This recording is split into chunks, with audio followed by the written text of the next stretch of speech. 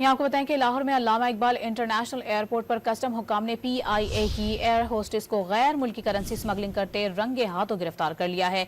मजीद इस हवाले से बात करेंगे डॉन न्यूज के नुमाइंदे मोहम्मद तैमूर हमारे साथ मौजूद हैं। मोहम्मद तैमूर, क्या तफसीलात सामने आई हैं मजीद?